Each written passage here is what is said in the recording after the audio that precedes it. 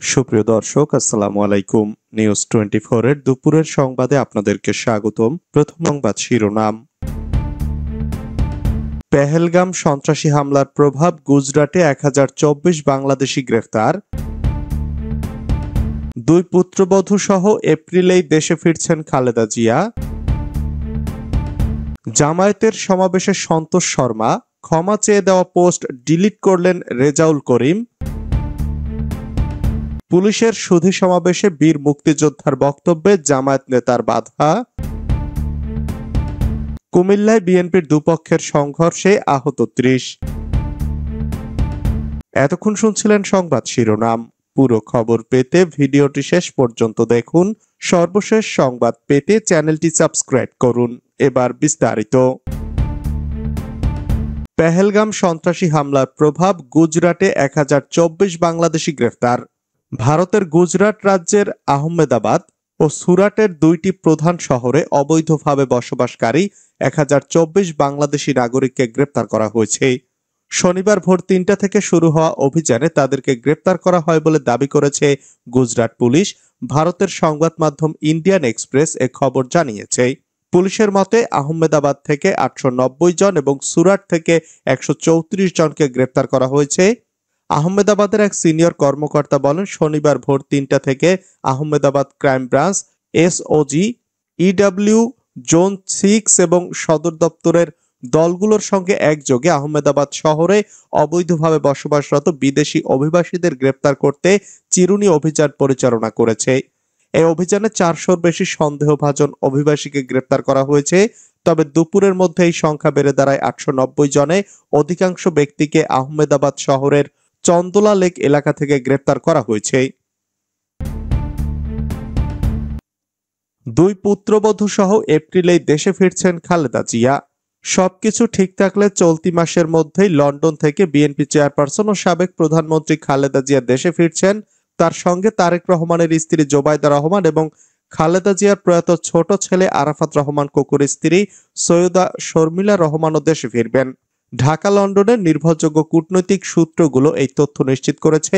সূত্রের বরাতে জানা গেছে, বর্তমানে যুক্তরাজ্যে বড় ছেলে তারেক রহমানের বাসায় চিকিৎসাধীন সাবেক প্রধানমন্ত্রী খালেদা জিয়ার পূর্ণাঙ্গ স্বাস্থ্য পরীক্ষা চলছে।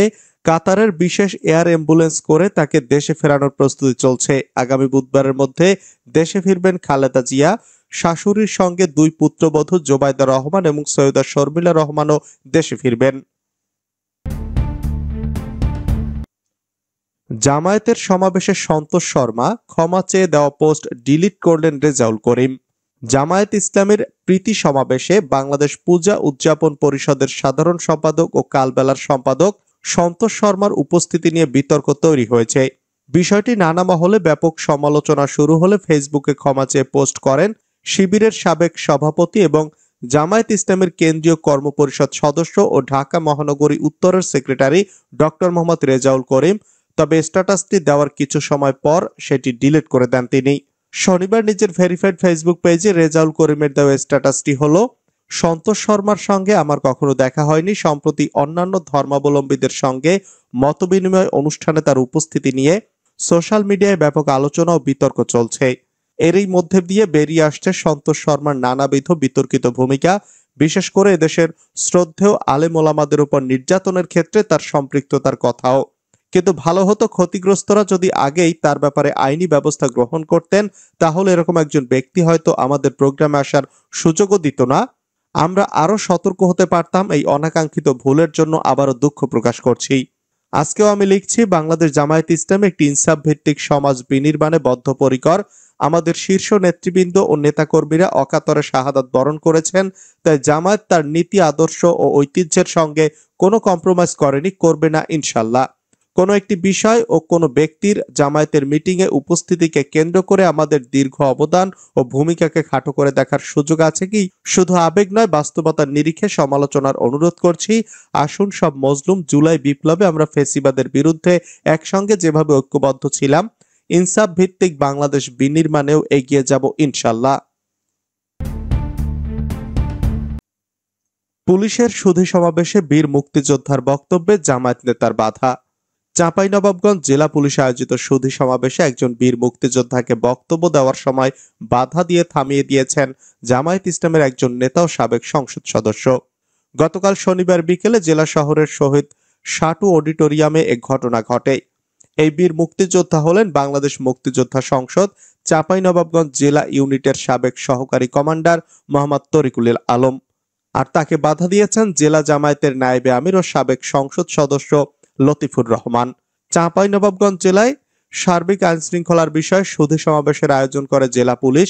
অনুষ্ঠানে প্রধান অতিথি ছিলেন পুলিশের রাজশাহী রেঞ্জের উপমহাপরিদর্শক মোহাম্মদ শাহজাহান। অনুষ্ঠানে আমন্ত্রিত হয়ে বক্তব্য দিচ্ছিলেন বীর মুক্তিযোদ্ধা মোহাম্মদ তরিকুল আলম। ঘটনাস্থলে অবস্থান করে দেখা যায়, বক্তব্য দিতে গিয়ে 1971 সালের মহান মুক্তিযুদ্ধের সঙ্গে 2024 সালের 5ই আগস্টকে না মেলানোর আহ্বান জানান মোহাম্মদ তরিকুল আলম। এ সময় সামনের সারিতে বসা জামায়াত নেতা লতিফুর রহমান উত্তেজিত হয়ে আঙুল উঁচিয়ে বীর মুক্তিযোদ্ধা তরিকুল আলমের দিকে তেড়ে আসেন। চিৎকার করে এর প্রতিবাদ জানিয়ে বক্তব্য থামাতে বলেন। এ সময় আরো কেউ চেঁচামেচি শুরু করেন। একজন তাকে মাইক্রোফোন দিয়ে দিতে বলেন। এ সময় পুলিশের এক সদস্যকে তরিকুল আলমের হাত থেকে মাইক্রোফোন নিয়ে নিতে দেখা যায়। এ সময় বীর মুক্তিযোদ্ধা তরিকুল আলম বলেন, আমি কি বলতে চেয়েছিলাম তা বলতে দেওয়া হলো না, আমার বক্তব্য শেষ করতে দেওয়া হলো না, এই বলে তিনি অনুষ্ঠানস্থল ত্যাগ করেন। এ বিষয়ে জানতে চাইলে জামায়াত নেতা লতিফুর রহমান ঘটনাস্থলে প্রথম আলোকে বলেন, উনি 5ই আগস্টকে কটাক্ষ করে বক্তব্য দেওয়ায় আমি এর প্রতিবাদ জানিয়েছি। পরে এ প্রসঙ্গে তরিকুল আলম প্রথম আলোকে বলেন, আমি কোনো দলের লেজুরবৃত্তি করি না, মুক্তিযুদ্ধ করে দেশ স্বাধীন করেছি, মুক্তিযুদ্ধের কথা বলবই। তাই বলে জুলাই আগস্ট আন্দোলনকে অস্বীকার করি না, যারা প্রাণ দিয়েছেন তাদের শ্রদ্ধা করি, আহত ব্যক্তিদের প্রতি সহানুভূতি আছে, কিন্তু আমাকে কথা বলতে দেওয়া হয়নি, তাই আগেই থামিয়ে দেওয়া হয়েছে, এটা একেবারেই অগ্রহণযোগ্য। এ ঘটনার পর সমাবেশে রাজশাহী রেঞ্জের উপমহাপরিদর্শক মোহাম্মদ শাহজাহান, জেলা পুলিশ সুপার রেজাউল করিম সহ কয়েকজন বক্তব্য দিলেও তারা এ বিষয়ে কোনো মন্তব্য করেননি। কুমিল্লায় বিএনপির দুপক্ষের সংঘর্ষে আহত 30।